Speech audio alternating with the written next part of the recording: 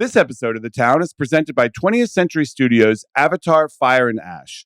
Don't miss the movie critics are raving is epic and exciting and gorgeous and heartbreaking, and stands as one of the greatest films ever made.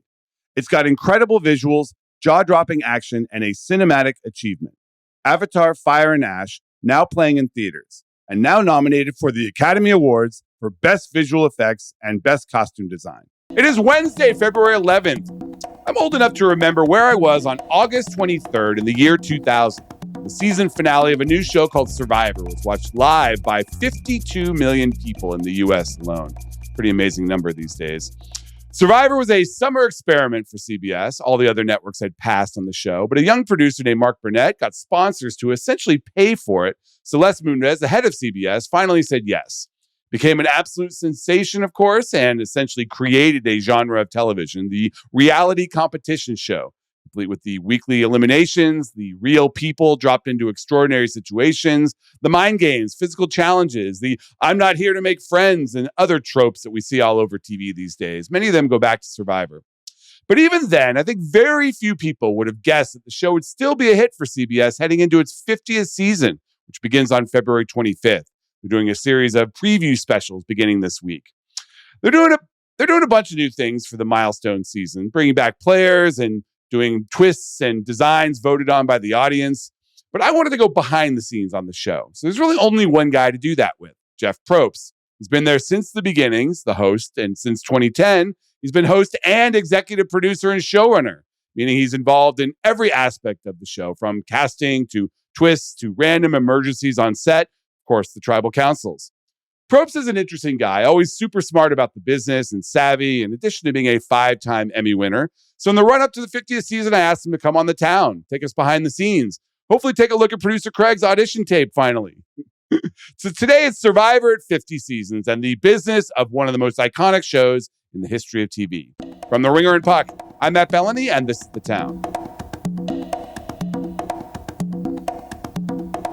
Okay, we are here with Jeff Probst, who is the host, executive producer, showrunner, face of the Survivor franchise. Welcome, Jeff. Nice to be here with you, Matt. Big fan of your show. Well, that's very nice of you. I got to say, I'm a little intimidated. You are pretty well known as one of the greatest interviewers in the history of television, I would say. Wait a second. I just have to take this in. The guy with the most attitude in Hollywood is intimidated at all? I am a little bit. I mean, I guess you're underrated. It's hard to say you're underrated because you've been on television doing the top rated show for 25 years, but you are extremely good at asking questions and teasing out what you need out of your interviews on Survivor. And I think that's one of the many reasons why that show has endured. Because I got to be honest with you, I was among the first group of viewers of the show. I remember it very clearly. My law school buddies and I were like, what is this? And we started watching in the summer of 2000. And if you had told me then that this show would, first of all, justify 2 cycles a year. I know it was very controversial when CBS decided to do that because American Idol was not doing that at the time. And if you had said that this was going to last 50 seasons, I would have said absolutely no way. People will get tired of it. Well, I remember the first review I read, which said, really interesting concept. The only problem is the host. The Rock and Roll Jeopardy guy. Yeah. And I was like, oh my God, I'm the only problem with the show. Everything else is interesting. They could have Dunkelman'd you. Oh, don't even say that. Matt, don't say it. My life would be so different. I know. They could have Brian Dunkelman'd you, but yeah, this was the best thing that ever happened to me. So yeah, I hear you. I don't think anybody could have ever predicted this kind of run. There's just no way. You keep your head down and you go one season at a time and you look up and suddenly it's 25 years. I know. It's amazing. If you had to give advice to your season 1 self after having done 50 seasons of this, what would it be? Do the same thing, because there's a lot of stuff from like that first season, for instance, that I could cringe at if I were going to be critical. What makes you cringe when you look back? I'll tell you, the big idea we talked about a lot was let's create our own world, our own vernacular. Things like the tribe has spoken and tribal council castaways, tribe mates, not players in competitions. And so with that came a lot of mythology. Like when the players walked into tribal council, Mark really wanted to have a treasure chest full of money. And most of us didn't like it. We thought it was corny. But Mark said, I never want them to forget you were actually playing for $1 million. So he had a really strong point of view. We also had a gong. When you walked in, you had to hit the gong. It seemed corny at the time, but it was part of a ritual. We wanted you to feel like you were the last to the party. We've been here for 1,000 years. And we did a conch shell that season where you had to have the shell before you could talk.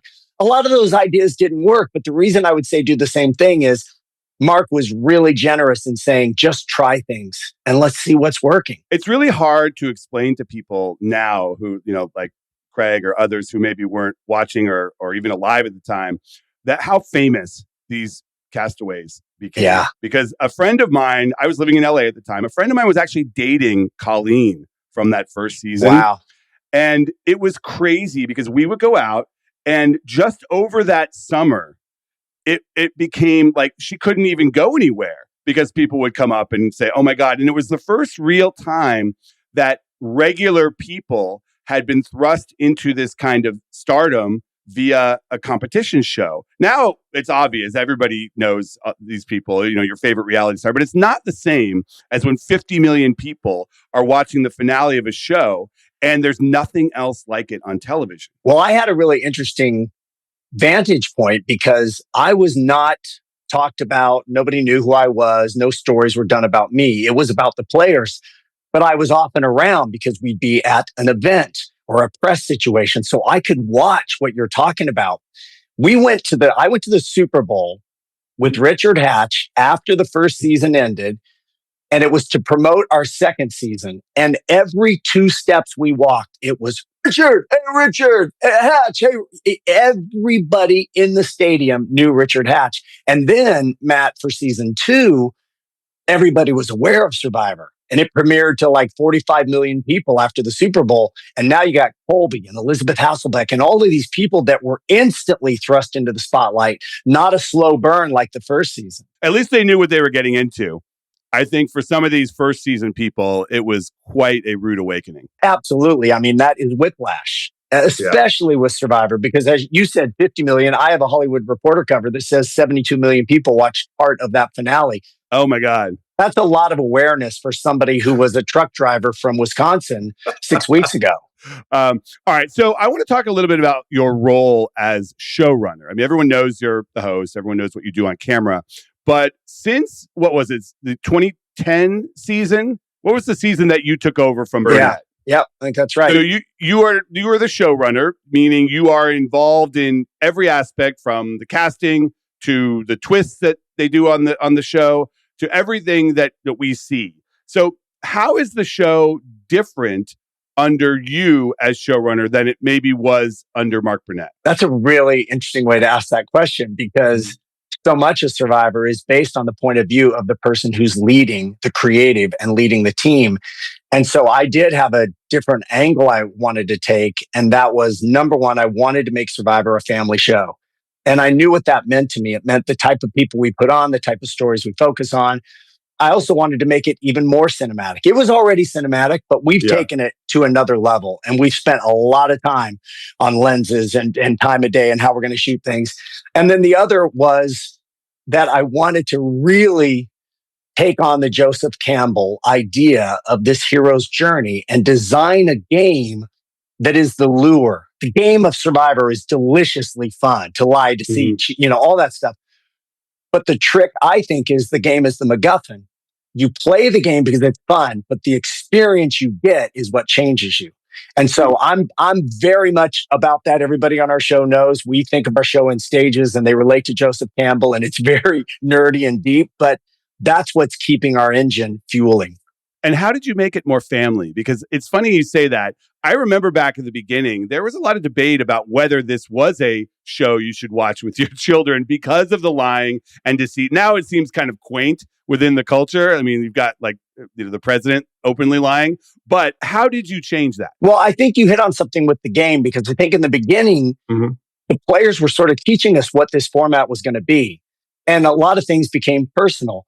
Once we started adding more game design, it freed the people up to play. It is a game. So lying is one of the tenets of the game. So you're okay to do that. The other thing is, you look at our casting now, the type of people we put on the show tend to be people you want to root for. Not always, but we're not putting people on that you just don't like at all. And then I think the other is the type of stories you tell. I have a much more playful sense now. I love Survivor. I love having fun. I love making dumb comments. I think of kids, Matt, constantly. And again, our crew knows it's 6, 7, 8, 9, 10, 11-year-olds. That's who I'm trying to get to say, you could do this. You get that imagination going. And when I meet them on the street, and I meet them all the time, I ask them, do you think you could make fire? Yes. Do you think you could sleep in the jungle? Yes. They're already thinking about it. Craig really wants to be on the show. We'll talk about that after. But it's been a lifelong dream. I'm sure you get that all the time. Well, we'll find out if Craig has even applied. Yeah, that's true. Okay. How do you prepare yourself for these tribal council discussions? Like, do you consult with the contestants and say, I'm going to go here, here, here? Do you prefer to surprise them? Do you psych yourself up? You sort of have to be a quasi-psychologist on this show. And how do you prepare? Well, there's no interaction with the players, like what you just suggested. There would never be me saying, hey, here's what we're going to talk about tonight. That's part of it. This sounds crazy, but here's what I know going into tribal. I know who we think is going home. It doesn't mean they are going to go home, because we have these live tribals where sometimes things change, but I have a basic idea. And I also know all the critical information, who has any kind of an advantage or a twist that might come into the game. So I'm prepared for which direction it might go. But the truth, Matt, this is the absolute truth. I just walk in and I start asking questions, and they're not that complicated. It's just trying to read the group and see where, like, you can feel tension. Sometimes they walk in and I can tell, oh man, they are in a mood. Other times they're walking in laughing. So you go in that direction, but there's no big science. I don't have cue cards or cheat sheets or anybody in my ear. It is an improv for sure. And it's probably a lot easier as a production now that you have a home base in Fiji.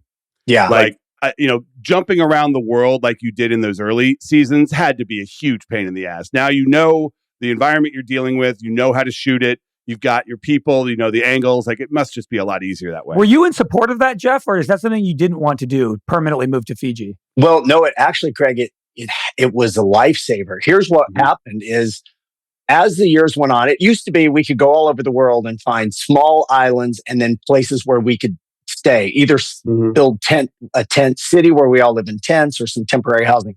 But as the years went on, a few factors happened. Population growth. A lot of the places that we shot in the past now have hotels on them.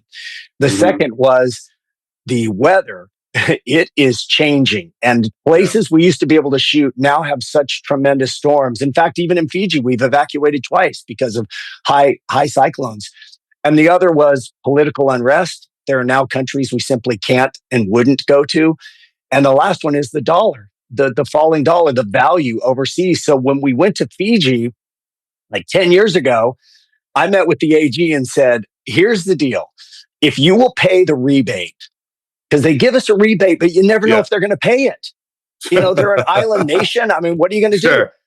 I said, if you pay the rebate, we will make Survivor synonymous with Fiji, and we'll work with your tourism board, and we'll make this a win-win. And it has been an unbelievable partnership. What does the season of Survivor cost to produce now? Well, I can't give you the numbers, but you can give me a ballpark. I'll tell you this. Here's how I'll answer it. Our budget has not gone down, but where you have to be adaptable is your costs still go up.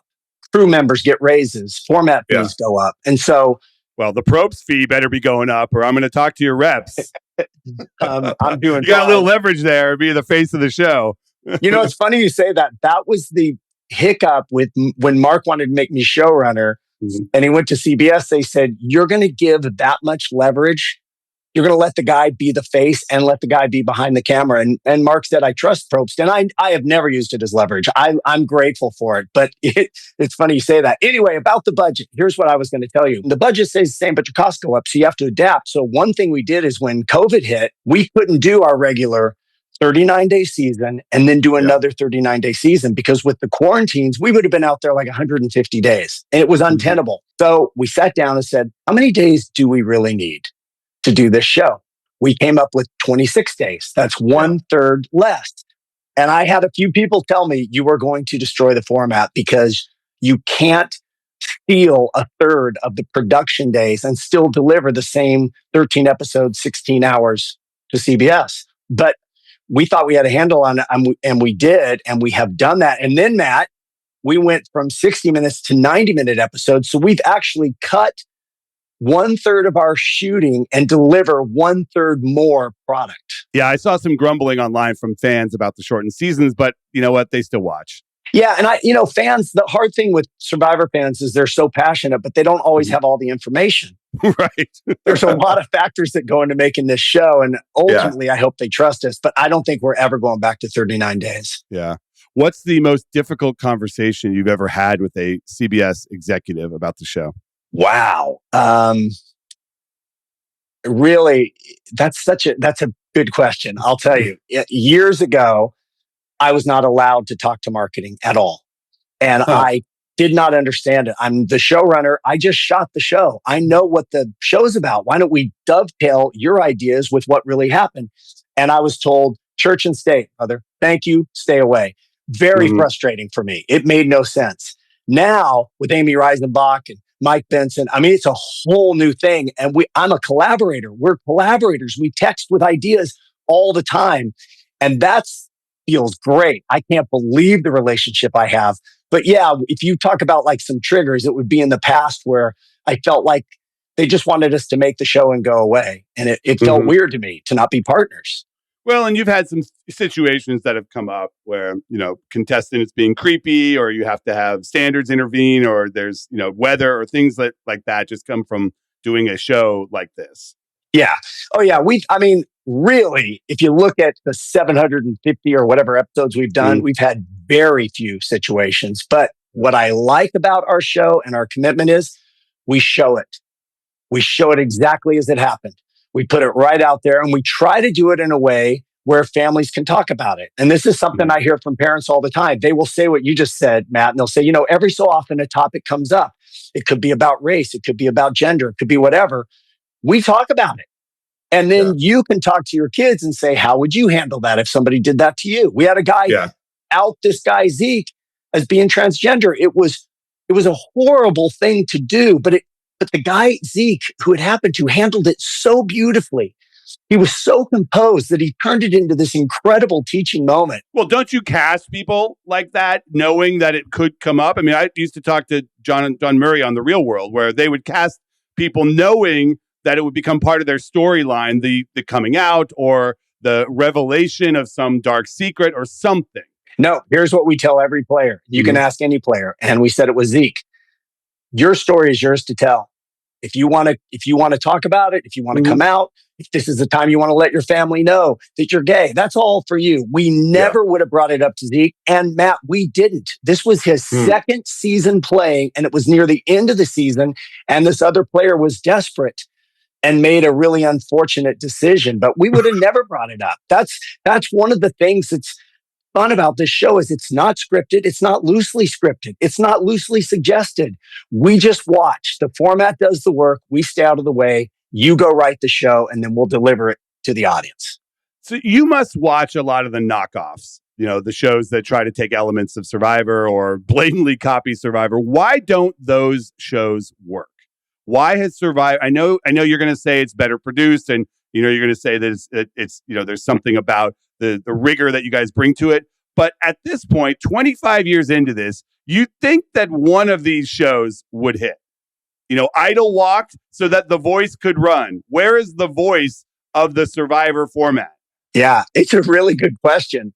I don't know that I have a good answer. I mean, maybe stuff like The Traitors. I mean, all these shows owe Survivor a debt for the entire elimination concept and the, I'm not here to make friends, and, the kind of modern weekly elimination that we know owes a lot to Survivor. But there's never been something like Survivor that has hit the same way. I don't know. I can tell you what I think. I think the format, you may think this is corny. I think one of the things that's unique about Survivor is the format speaks to us. It speaks to something.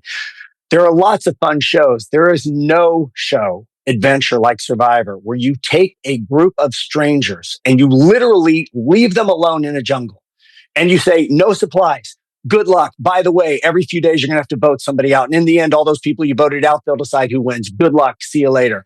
There's no show like that. There's nowhere to hide. You are stripped of everything. And I think at its core, that's why I was leaning into Joseph Campbell so much. I do think there's something a little bit spiritual about Survivor when you get into it. But I think to the other part of your question, I think a show could break. What's hard right now for a new show is you have to be great every week and you have to be great every season, which means your creative cannot falter. You cannot have a bad season. So you got to dump all your best ideas into season 2 and then what you got left in 3 and then by 4. So I think the longevity, that's what's going to be a test for a show like Traitors, which is really well done. Can it reinvent itself over year after year after year? Yeah, I know. I remember doing a Hollywood Reporter roundtable with you early on in the success of the show. And I remember asking why Survivor hasn't done a cold weather season. And if I remember correctly, it came back to that. Something about that format and the stranding people on an island, that is what works. And you guys didn't want to screw around with that. Is that the case? Yeah. And the real deeper answer is when you're cold, you're not out climbing a tree to get a coconut or spearfishing. You are bundled up trying to stay warm. So we talked about one location. I can't even remember where it was now. And we just kind of imagined what would happen. And we realized quickly the show will crumble because what makes it good is you can run off in the jungle and you can sleep in the dirt. You can go spearfishing. All of these things you can do in nature when it's 80 degrees that you would never do if it was 15 below. You guys should do a season set in downtown LA. That would be a real test. Yes, Survivor LA. Exactly. I know. But also, when you cast extremely hot people, you want them to be wearing very little clothing.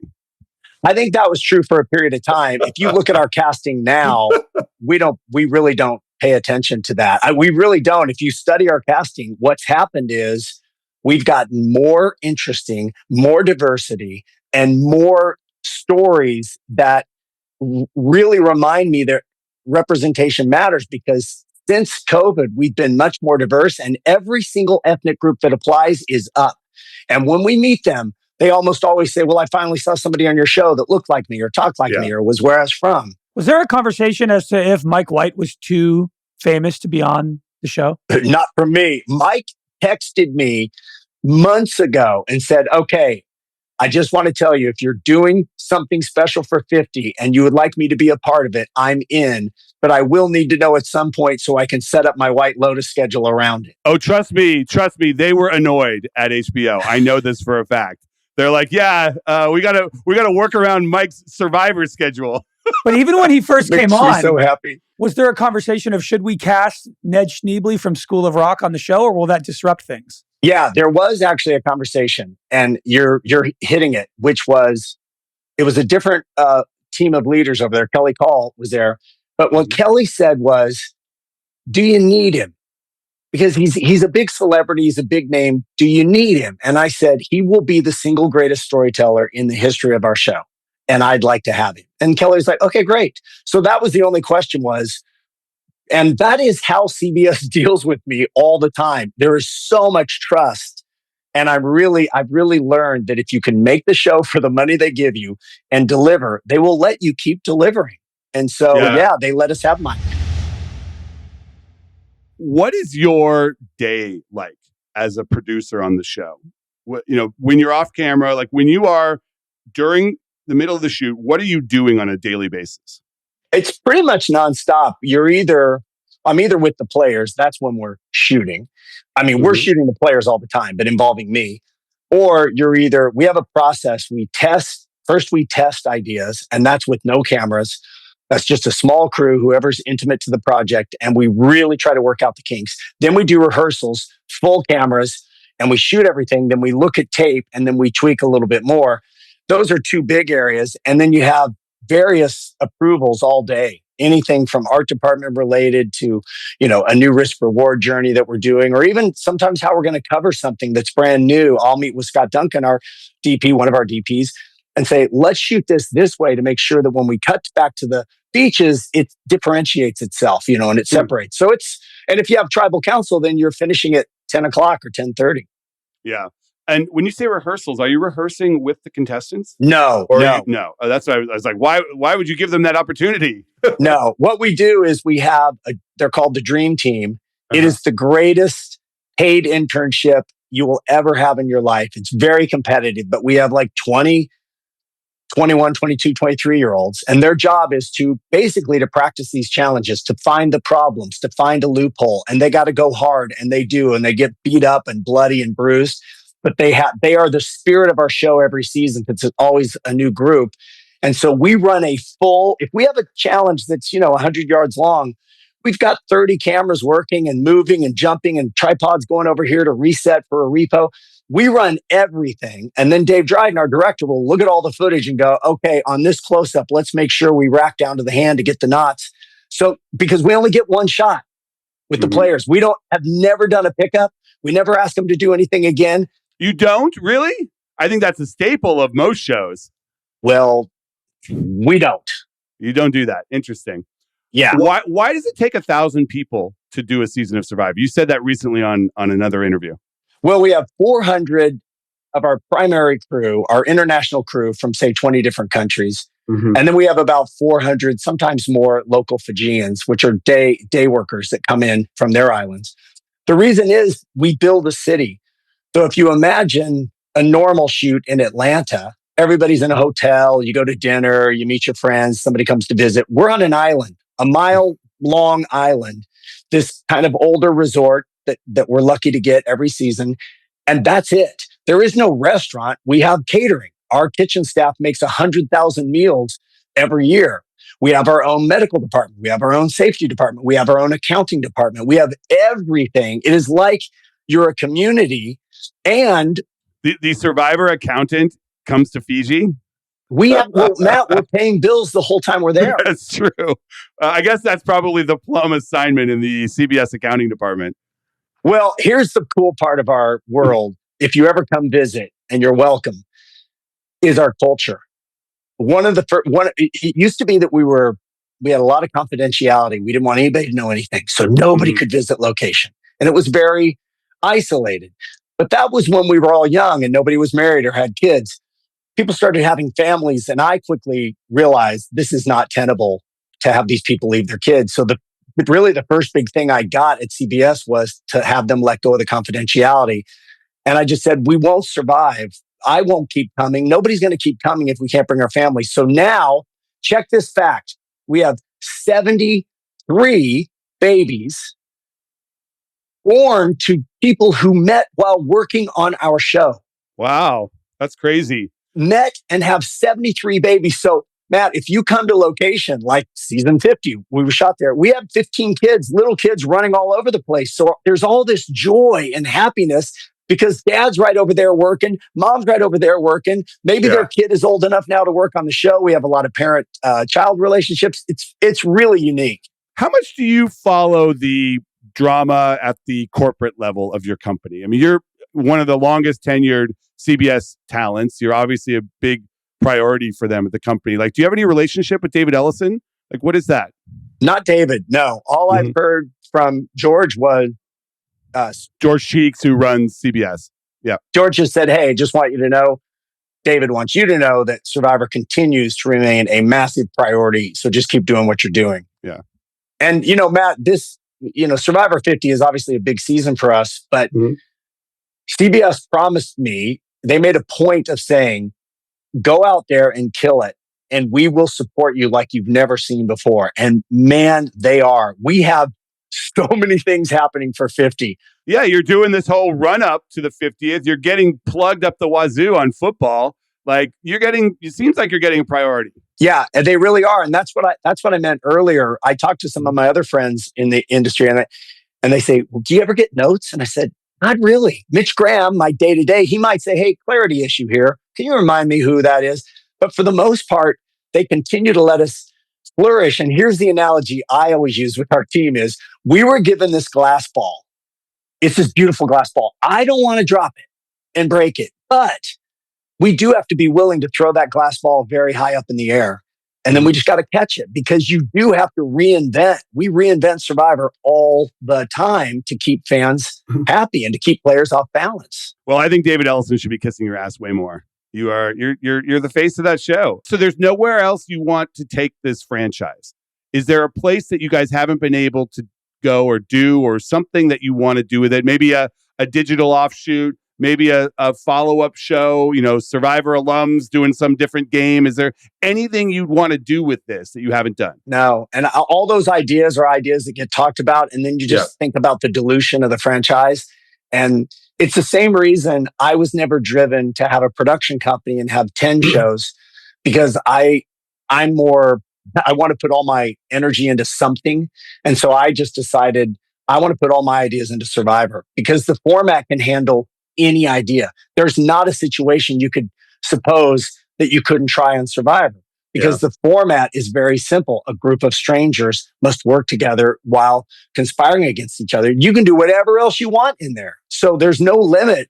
And even for 51, we've got an idea of where we want to take the show. So I don't think it's a physical location. I think it's a creative approach to where the game goes. And it's been smart too. Like they tried to do all sorts of weird things with the challenge, which I enjoy, the MTV show. And like, it never really worked. And then they did a CBS season with international people. And I don't know, you're right about the franchise dilution and being smart about keeping the show what people love. And I think a lot of times in town, people, they can't resist.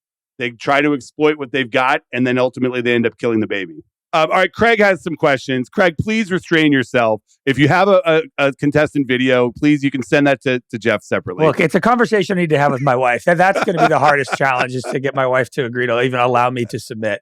But I could ask you a million questions, Jeff. I love Survivor. Are there conversations in production meetings about how ruthless you are in terms of the resources and the food that you're providing contestants? Do you have some people who are a little bit more strict and want to kind of remove some of the accommodations that you give people, and are there other producers who are more lenient? Yeah. Well, we talk about it as a group, and right now because it's changed kind of what you provide. Yeah, it has. When we stopped for COVID, that was really the first chance we had to sit down and look at the show. And Matt Van Wagen and I, kind of my partner on the show, we just sat back and started thinking about what the show could be and where else you could take it. And dangerous fun was something that we really landed on. And then that became, okay, what about no food? What about no supplies? What about really dangerous advantages that if you pick them up, they may explode on you?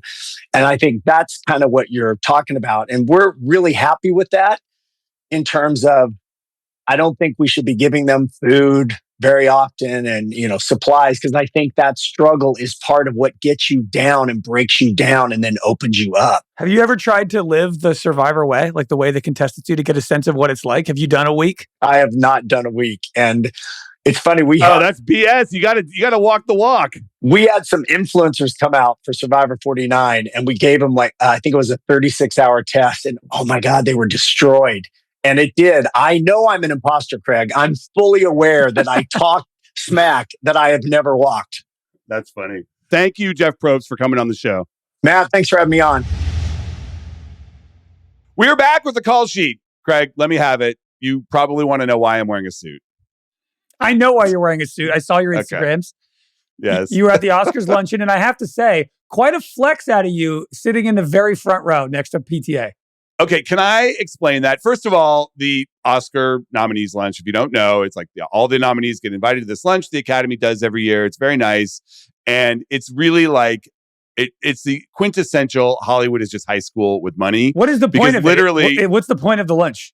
The point of the lunch is to take a photo where everybody gets their name called. They literally get a certificate for being an Oscar nominee. Yeah. And they are given a speech by the head of the Academy that tells them when they win, if they win, to not thank their agents, be emotional. Like, it's basically just a pep talk for it. But what it really is... It is like a yearbook photo where you get up on the bleachers and take a photo of the senior class. Absolutely. And it's like everyone gets their senior superlative and gets up on stage. What it really is a chance to campaign. Everybody is there, shaking hands, charming people, making themselves known. It's a big faux pas to miss it because it shows that you don't have respect for the Academy. So you got to go. And tons of media there. Tons of media. And what they do is they put a journalist at most of the tables. So what they do, it was not that I was deemed cool enough to be in the front row and the head table. You literally put your hand in a fishbowl of table numbers and pull one out when you check in as media. It's a lottery. It is a literal lottery to see where you sit. And I happened to get table number 2. So I happened to end up sitting next to Paul Thomas Anderson and across from Jessie Buckley. It was a pretty sweet seat for me. Do you think it was a frozen envelope situation and they wanted you up there? I seriously doubt that. Knowing how the Academy thinks of my coverage, I seriously doubt that. But I will say it's rigged because there are some tables that do not have journalists at them. And guess who sits at those tables? Leo DiCaprio, Timothée Chalamet, Emma Stone, like no media at those tables. Okay. But Timmy was very nice. He says, continue to be nice to him, which was funny. But PTA was great. So honestly, it was a great experience. Like I don't really care about celebrities much, but it was a fun environment because it was everybody was kind of unguarded and like actually having a good time. Did you have any takeaway coming out of this that you want to make a prediction on? My prediction today is based on some of the interactions I saw. I'm going to predict that Paul Thomas Anderson will work with Timothée Chalamet on an upcoming project. They had some kind of vibe going, like almost like a little sign language thing where they were like making gestures at each other and they were sort of on a wavelength. It was almost like PTA was kind of courting him and Timmy was courting him back. I know actors and directors do that kind of like mutual love affair stuff a lot, but this seemed like something was up. So I'm going to go out on a limb and say that Chalamet will be in an upcoming PTA project. I mean, sure, right? He's like the hottest director. Timmy's the hottest actor. Also, you follow in the Leo DiCaprio playbook. You work with all the best directors. It would make sense that Timmy would want to work with a guy like PTA. No superheroes and no drugs. No hard drugs. All right, that's the show for today. I want to thank my guests, Jeff Probst, producer Greg Horlbeck, editors Jessie Lopez and John Jones. And I want to thank you. We'll see you one more time this week.